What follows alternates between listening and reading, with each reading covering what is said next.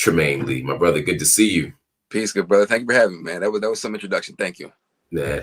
I am excited to talk to you, and I'm excited about this book. I have been thinking for 20 years now, almost, you need to write a book. Yeah. And I didn't know what the book was going to be. And so, as I always ask on Coffee and Books, and this is sort of, by the way, family, this is a Coffee and Books episode as well. Why this book? Why now? I'll tell you what, man. In so many ways, this is my life's work, and this is the story that I was actually meant to tell.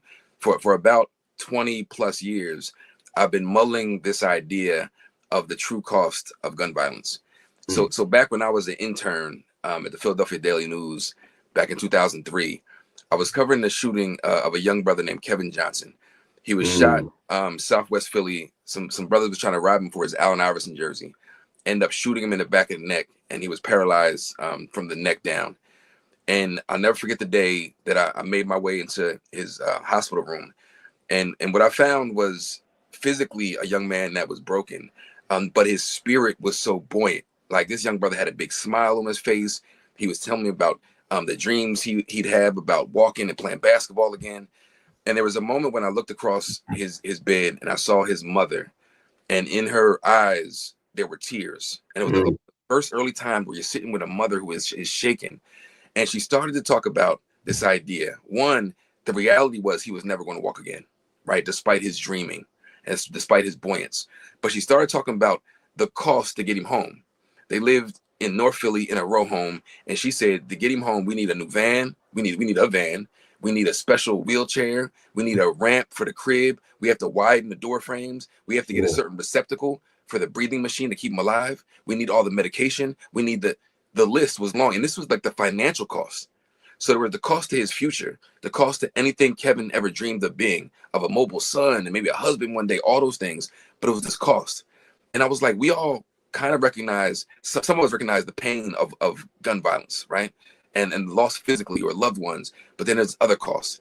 And I thought, I was mulling to myself, I said, people don't care about the Kevin Johnsons in the world, but maybe you'll care that every time a bullet hits bone, we're all paying a cost. Because most people who are involved in gun violence, they don't have private insurance. We're all paying it. So it's kind of cynical, but it's like, you know what?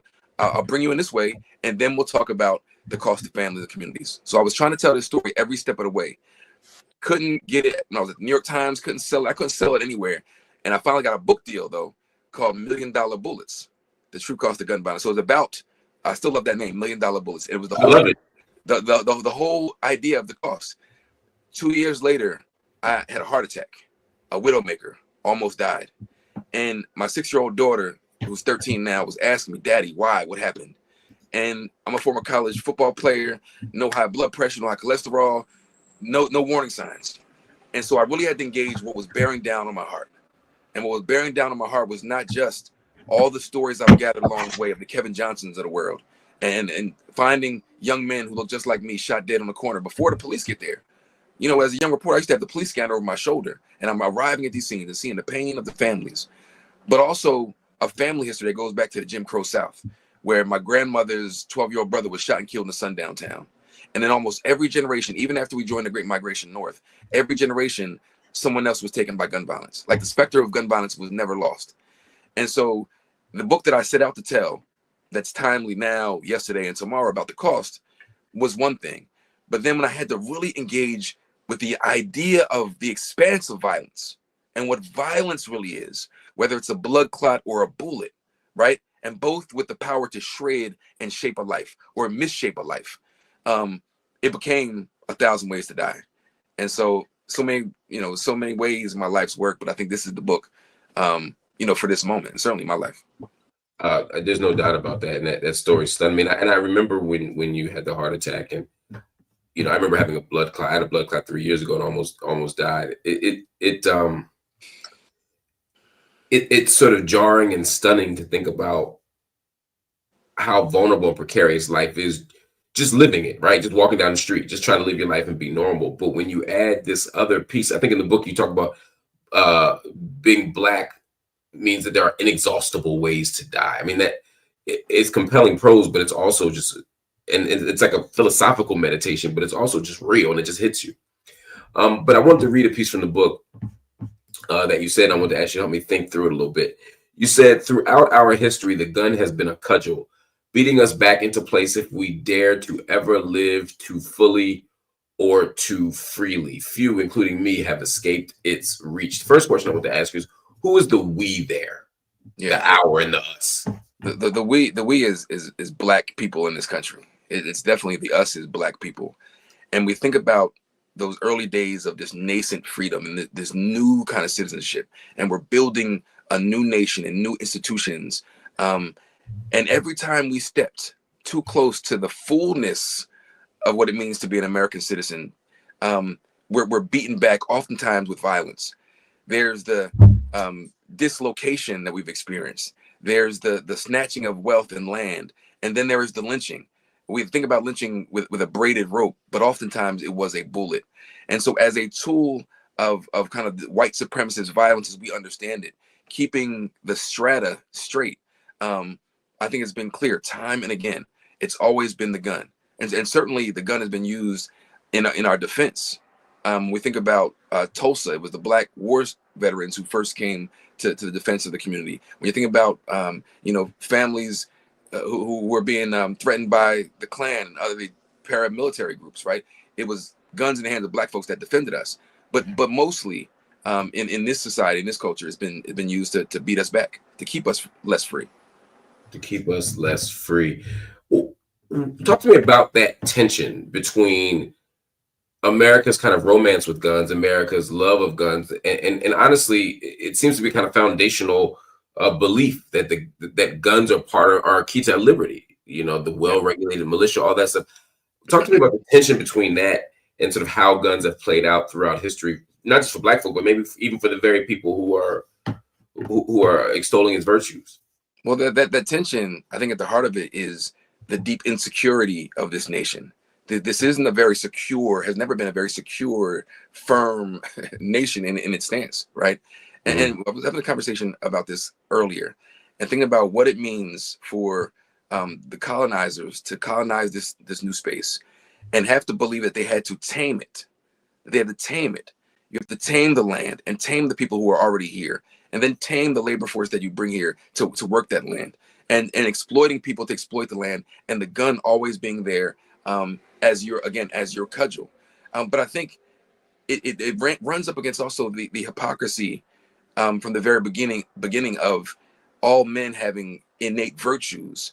But if you have to enforce those virtues by way of the gun, and your superiority and supremacy by way of the gun, that's the deepest form of insecurity. And so I think there's always going to be that tension within the violence, because they've shown their willingness more than any other peoples. And I talk about colonizers and the early Americans, their willingness and ability to use great violence, and the gun allowed them to do that 100-fold. And I think we're still experiencing that now. One of the interesting things about the gun for me is thinking about our access to it. Um, you talk about, and this book, by the way, y'all, has a deep sense of history. It's grounded in a historical analysis. It's very accessible. It's not nerded out. It's not it's not inaccessible at all. It's incredibly well written, but it has a thoughtful meditation on history and the relationship between our present condition and history. And one of the places you take us to is Jim Crow. You take us to Reconstruction. You take us to Jim Crow. You take us to the civil rights struggle of the '60s. You take us through these different historical junctures. What has Black people's relationship been like to the gun? Because I don't want to just think about the gun as the thing that, Black on Black violence and gangs and all that other stuff. It's meant a lot of things to us, including during the Civil War. Help me understand some of that. I want to go back before the Civil War, and to the very roots of our enslavement on the continent of Africa first, and then being dragged, to continental United States. Many people think that, and a lot of us have been taught that, enslaved Africans were like some natural byproduct of wars that were happening. And that, Europeans came and just took advantage of this available, accessible workforce, right? They're going to take over to fulfill their labor needs in the land they were trying to conquer, in the nation they were trying to build. When in reality, there's something called the guns for slaves cycle. the guns for slave cycle. Whereas gun technology is rising, European powers were plying regional powers in Africa, different groups of people, plying them with guns for enslaved people to create more war, to foment more instability, to fulfill their desire for slave labor. Right? It wasn't just by chance. There was certainly slavery by a different format on the continent throughout, as well as throughout the rest of the world. But the role that the gun played specifically in getting enslaved Africans into America. And so we, and I articulate this in the book, where we are forced out of Mother Africa with the muzzle of a flintlock rifle at our backs. And then we're greeted by more white men with guns as we enter the hell of the Western world. And from there, the earliest predecessors of the police force, the slave patrols, where in some places white men were required by law to be armed to patrol us, right? And so there we go again, the great violence of the gun keeping us in place. And certainly there was a war fought over, keeping the Union together, keeping the country together. And as a byproduct of that, freedom or slavery. And so it was the violence of that. And lest we forget, 300,000 Black men who fought to free us also. So guns in the hands of Black men. But let's go back to 1877, during the 1877 compromise, contested election. Rutherford B. Hayes wins the election in a very contested, very controversial election. And in order for the South to accept his presidency, he decided to allow or required federal troops to leave the South. The federal troops had been in place to enforce Reconstruction and those Reconstruction amendments, right? That gave us birthright citizenship, the right to vote, Black men, the right to vote, etc. But when they leave, we have a wave of white supremacist violence, the so-called redemption period, the nadir, or I say nadir, the nadir, as smart folks say, right? I'm from Jersey, I'm gonna say nadir. So the nadir, Nadir is right. I'm gonna say, because I'm here saying nadir. They're saying it wrong. You right, Nadir. That's what's up. So this period of great darkness and violence, and the gun was central to that. As these paramilitary organizations, as I mentioned, the Ku Klux Klan and other groups were forming to make sure that we stay in our place. Yet still, Black men in particular in this country, veterans of the Civil War, who took their rifles home, home with them, it was used as our defense. But as we see the fear of armed Black men, armed Black people, what that means strikes fear at the core of this white supremacist society. And so you start to see all these laws enacted to remove and keep guns out of the hands of Black people. And before I continue, I want to say that this book isn't prescriptive and it's not anti-gun. It speaks to the dynamics and the ways the gun and gun violence have shaped our experience here. Because I don't necessarily think that guns in and of themselves are necessarily bad. But put in this ecosystem, I think it's meant more harm than good. But as we move through, yeah. I want to put a pin in that gun bad thing for a second, because I want to circle back to that before we go. For Black people, guns, as you talk about, signify these forms of repression. They've been a symbol of repression. They've been tools of repression, enslavement, violence, etc. But I also think about our desire to access those things and what it's meant. I think about Black Reconstruction when W.E.B. Du Bois talks about what it meant for Black soldiers to be on that battlefield and to kill white people, right? To be able to fight. It was like they were never fit for slavery again once they were on that battlefield killing Confederate soldiers. Yeah. I think about during Reconstruction, Black people wanted gun law, wanted access to guns, and there were these gun laws that were, in fact, Antoine Foster, one of our community members, said the very first gun control laws prevented newly free slaves from owning firearms. I think about the desire to own them, because in some ways that was an index of citizenship. Like if I could get a gun, I'm a citizen. I'm one of these people who now has the benefits of the Second Amendment as well. I think about our radical traditions where, in our nationalist traditions, where people say, for example, the Black Panther Party saw the value of the weapon. Right. I think about Malcolm, the ballad of the bullet. I'm just thinking about all these ways that the gun has signified things outside just repression. It's been part of our democratic imagination. You're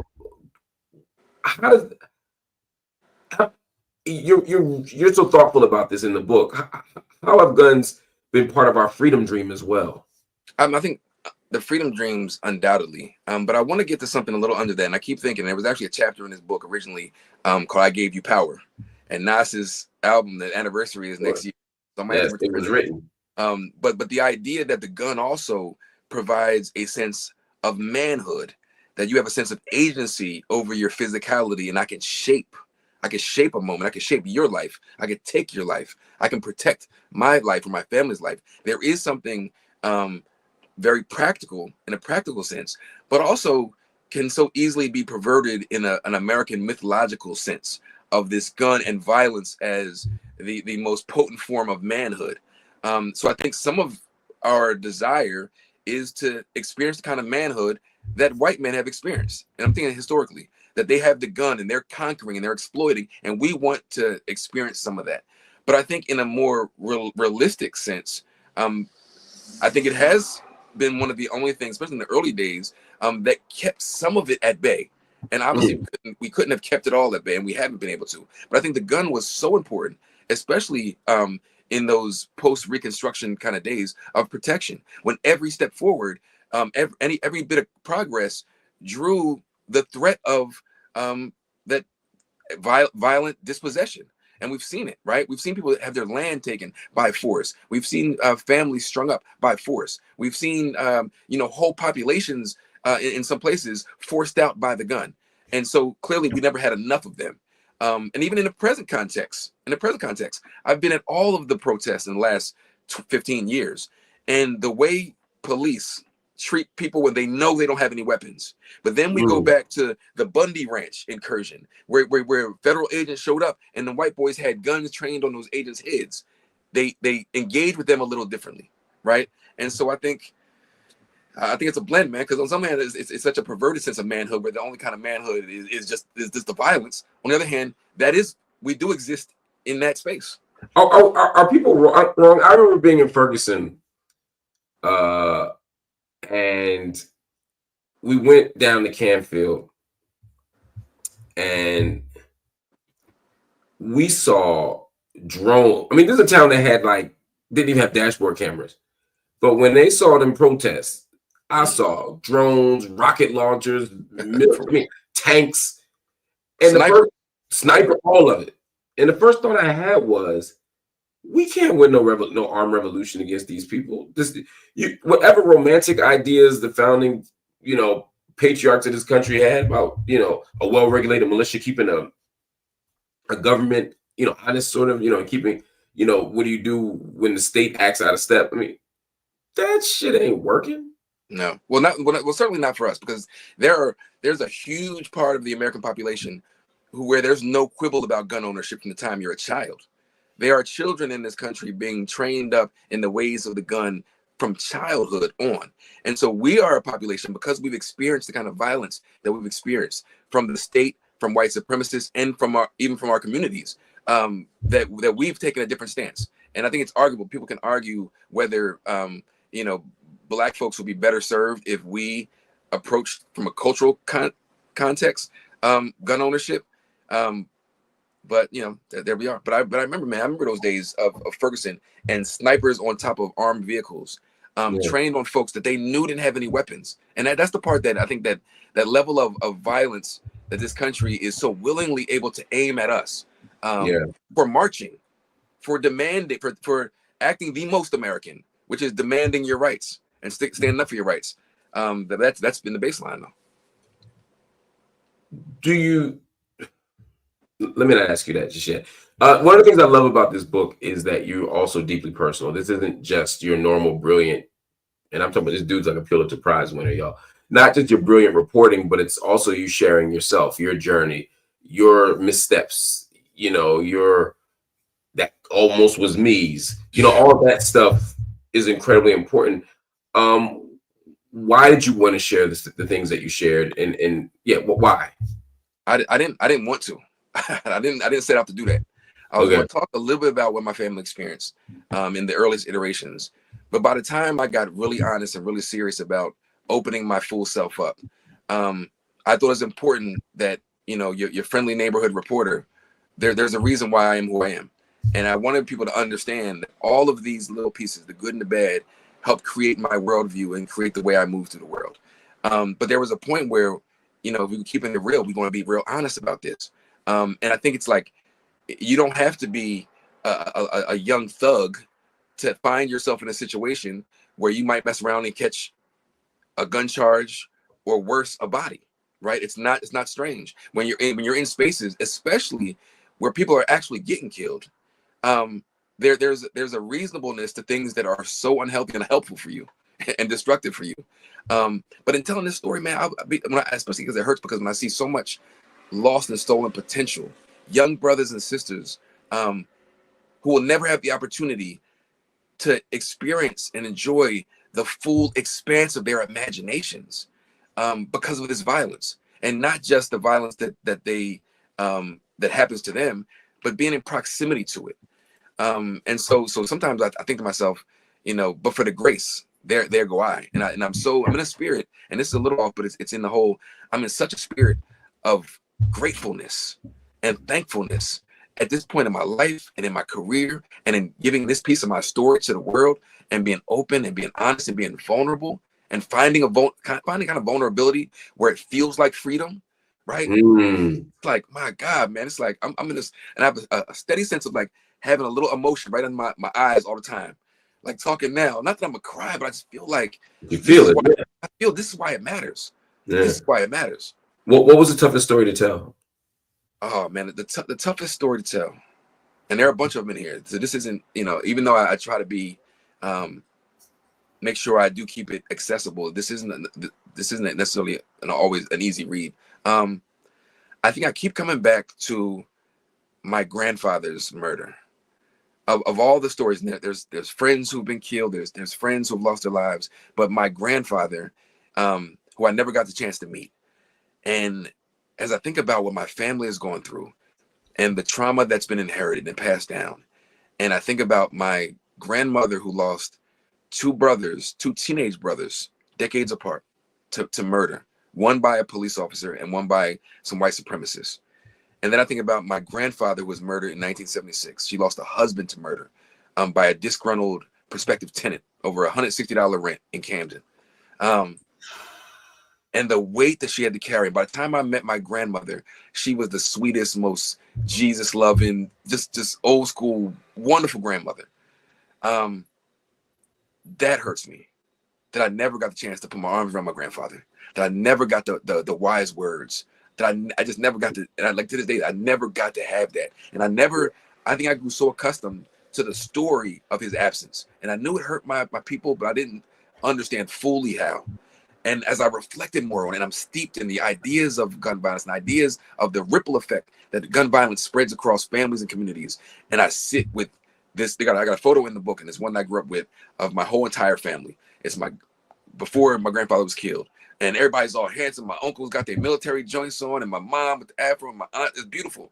And to see that handsome man sitting there, it just hurts, man. It's just like, you know, I don't know that feeling of going back to my grandfather. You know what I'm saying? I just and there's times where, and I write in the book of my my wife's grandfather, Pops, who I think is 95 now, just started slowing down. Pops, they from Louisiana. He's strong. We go fishing. And so every year he come fishing with me, and I had the greatest day of my life fishing, man. He was old school, telling me all these tricks. And I got home, and it was such a good day. And I was sitting there drinking a little brown, and I for the first time I was like, I never got to do that with my own grandfather. And it was such a beautiful day, but it hurt me, man. Like, it hurt me in a way where I cried for the first time for my grandfather, and that was the very first time. And this is probably 2 or 3 years ago. So that's hard, man, and that's been the toughest. Wow. I mean, Bill Hooks used to talk about sort of the value in sharing these stories, partly so that they exist in the world, because so many of us, she was talking specifically about Black women writers, you know, so many die young, so many don't get to tell those stories, and they're important. She also talked about the catharsis of sharing, as you have. And then there's also the kind of piecing together and healing that happens after you tell it, because those stories aren't just yours. That's right. They're the stories of your whole family. Was there a challenge or any tension or any conversation about sharing these stories with the world from other family members? You know what? This is just how I am. I'm not asking anybody. I don't be asking anybody. I'm like, Trust me. So I didn't run it by like my mother. They knew I was reporting on it because I sat down with a bunch of them and talked about some of the old stories because especially my Aunt Liz and Uncle Gary, they're both old enough. They remember when McClinton was killed by the cop. And so they were 6 and 8 years old during that time. And so they knew what I was doing. And my mother knew more intimately what I was doing, but they hadn't read a single, word of it. But now I'm just starting to feel like now that the book is about to exist in the world, I tried to do it as obviously as humanely and respectful as possible, even while working through my own feelings about it, remembering that this is their father, right? These are their uncles, and so it's going to be something when they finally read the book. But I gave us respect, and to your point, it's like we are a proud people. We're not, as me and my mother like to talk about Lexa Hughes. Life of me ain't been no crystal stairs. You know what I'm saying? There's tacks and splinters and boards turned up. And so in pointing to the thing and naming the thing and looking at how we've pushed forward, and it wasn't always easy, right? And whereas my mother talks about having someone snatched by violence from you was like losing a limb, and you try to compensate, but it's always missing. Even when it's a phantom limb, it's always missing. And so you do the best you can, but we do the best we can. Yeah. And so it's going to be, it's an honor to be able to tell my family story. And I know that they're going to appreciate it. That to have our story told, because the reason it hurts so bad is because of what we lost. That's why it hurts, because of what we lost. We're losing so much. We're dying. We're getting injuries. I mean, you talk about Kevin Johnson. I mean, kids are in wheelchairs. I remember reading Lawrence Ralph's book on gang violence in Chicago and the impact of it in terms of disability and creating these situations where these young, again, Black men are in wheelchairs and have other physical disabilities from gun violence. And we don't necessarily think about that when we talk about disability. We're creating all this stuff, and the gun is a central part of it. What do we do? What do we do to stop another generation of injured, traumatized, or even dead Black people because of this gun? What do we do? I think there's a couple parts to this, and some are easier to get our arms around than others, because certainly the foundational violence that happens long before a trigger's ever pulled is so much bigger than ourselves. It's in the root of the very system. All the systemic violence of hunger in this country, the systemic violence of lack of access to quality water or air or healthcare or education. That's all violence that is necessary for the ecosystem around us to be so ripe for the violence. So there's that big stuff that takes some massive shifting. I think there are things that we can do legislatively, again, in that same orbit that probably won't happen. Limiting the number of guns that are produced each year. They never disappear, yet they never melt away. They never fade, yet we're creating 4 or 5 million more each year. The Swiss cheese nature of gun laws in this country, where you have some states where you have constitutional carry, where basically they're saying, baked into the Constitution is your right to go in there, walk in there, and walk out with a gun in 30 minutes, right? All these markets. But I think for us, I think it's so important for us to work through the trauma that we've experienced from experiencing all of those different forms of violence, because we are so wounded in so many ways, or I should say so many of us are so wounded in so many ways that, as Fanon will talk about, never throwing that violence at the colonizer, so we throw it at ourselves. And so what we're doing is we're throwing all this violence, we're reflecting and refracting all of this violence back onto ourselves because we are so wounded. And so I think part of it is we got to start acknowledging the trauma and the pain and the hurt, and work to find healthy ways to break all of that down. Because unfortunately, a lot of what we're seeing, especially with our younger men, and we're not talking about these moments, these complicated moments where a bad thing just happened to happen because there was a gun involved, or whatever. But there is a disconnection and an unmooring among so many of our young people, our young men especially, who don't feel connected and don't feel the warmth, right? And so they're don't have conflict resolution skills.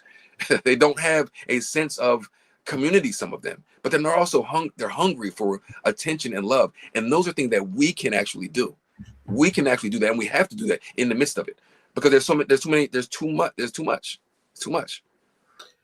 This is a country that loves its guns, ties its identity to the guns, romanticizes the guns. I mean, as kids, you and I are the same age. We grew up still playing with guns, right? I mean, like toy guns, Yep. water, not just water guns, cap guns. Yep. I mean, being a hood was that guns, So we've always thought about guns in this way as a nation. Can you imagine in America where guns are an essential part of the culture and where gun access isn't sort of protected fiercely by the state itself? I cannot. My imagination isn't big enough to Hmm. incorporate that idea. It's not. I don't know. I don't know. I'm trying to imagine what it would take to get to that point.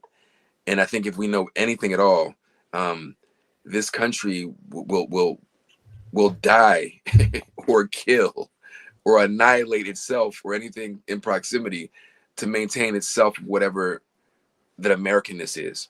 But I think what is within reach, I have to believe, and I hate to use the common sense cliche, but there are common sense things that most gun owners, that most people own guns, I think will be down with.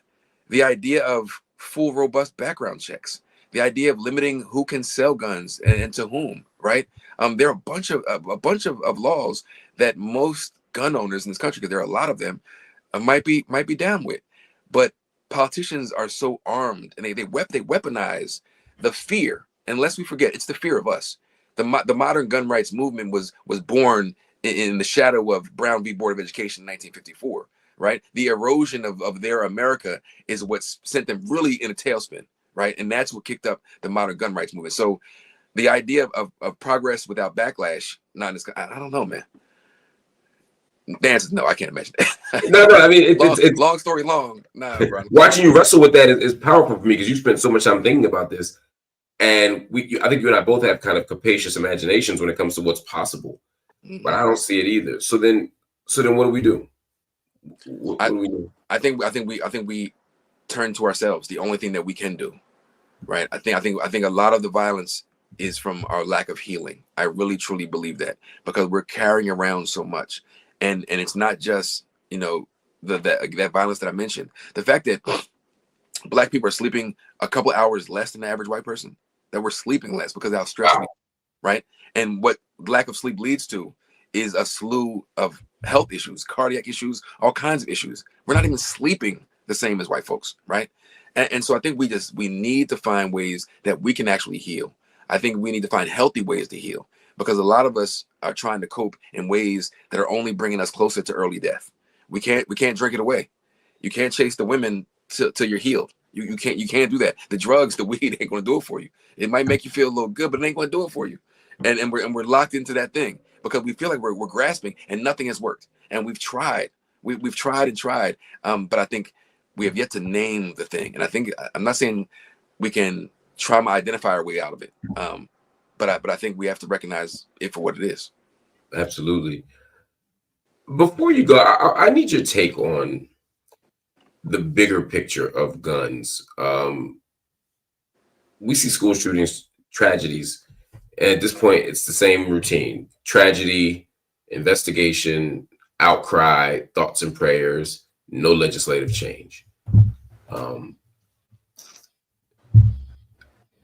Given your position that I share, that you can't imagine an America that just doesn't sort of have guns at the center,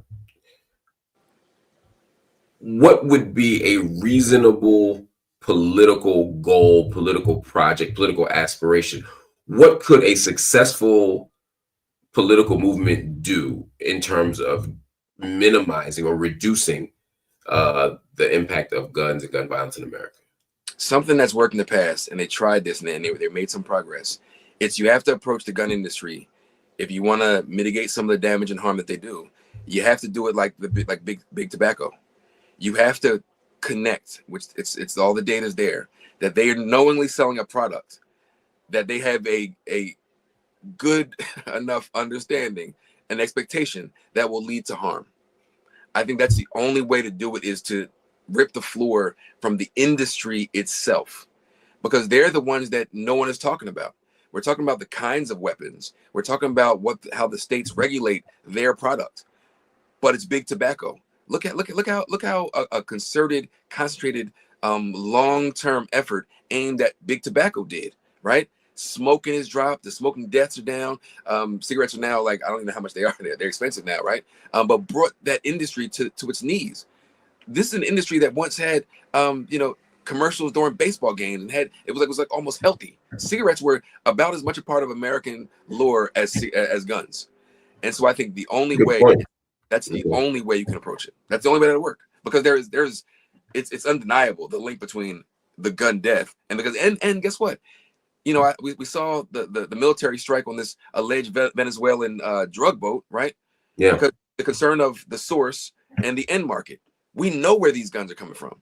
We know they're coming out of the factory right there, and then it's going to the wholesale market, and then it's going to the retail market, and then you have all these thousands of federally licensed dealers.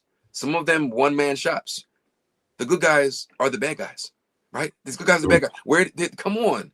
So we know. So if you're about to drone strike something, hit that pipeline, you know where it is. So there's a way to do it. But again, there has to be the political and economic will to do so. And they don't care about the kids. They don't care about little white kids. They don't care about brown. They don't care about none of it. They don't care about none of them. But that bread. That's right. What do you want people to take away from this book? I think a couple things. One, it's like for people who want to understand how we got here, because it looks insane every single day on the news. This is how we got here, right? But also that, which I should put on a t-shirt, ain't nothing wrong with us. Ain't nothing wrong with us. If we want to understand what's wrong with us, let's look at the machinery built around us. And so for many of us who are also wrestling under the weight of the trauma of what we've experienced and what we see every day on the news, and we see these young black men shooting and being shot, right? There's nothing fundamentally deficient with us. And I hate that we have to remind ourselves that, but ain't nothing fundamentally wrong with us. But let's understand how we got here. Let's understand the systems that have guided us here. Let's understand the history, and let's look at the mechanics, right, of these tools that are gumming up the machine for us. And so I think a little understanding and a little empathy and understanding that ain't nothing wrong with us. I love that, man. Everybody, his name is Trymaine Lee, and the book, as you see here on the screen, is called 1,000 Ways to Die: The True Cost of Violence on Black Life in America. This book is important. It's powerful. It hits the stores in, I guess, 3 weeks. No, tomorrow. Tomorrow. Oh my God. Yeah, I'm staying up late, man. I'm staying up late with you, man, because tomorrow morning, September. Yo, I'm looking at the calendar. Yo, it's actually September. Yeah. It's September 9th tomorrow, and everybody make sure you grab it immediately. You can get it anywhere books are sold, but we always prefer if you get it from independent bookstores. I know a great one called Uncle Bobby's. You can check it out, but make sure you buy this book. This is the kind of book we need at the top of the New York Times list. So make sure y'all check this book out. My brother, it's good to see you as always. I appreciate you. I love you, man. I hope to see you soon. Love and respect, brother. Appreciate you, man. Thank you. Yes, sir.